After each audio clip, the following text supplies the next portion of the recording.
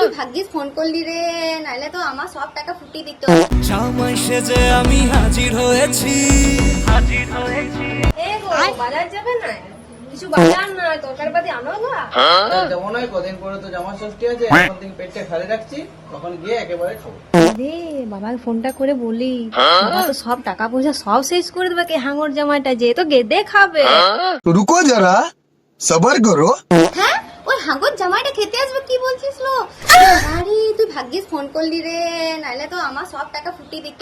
দাদা আমি একটা কিছু ব্যবস্থা করছি, রাক্ষসা জামাইটাকে ঘর ঢুকতেই দেবো না। জামাই সেজে আমি হাজির হয়েছি।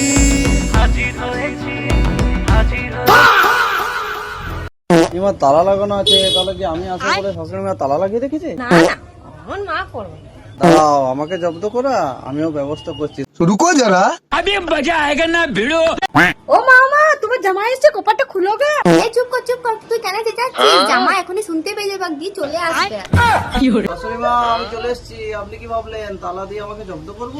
আমি ঠিক ব্যবস্থা করে দিয়েছি, বাজির চোখে চলে এসেছি। ঠিক আছে জামাই, আসো।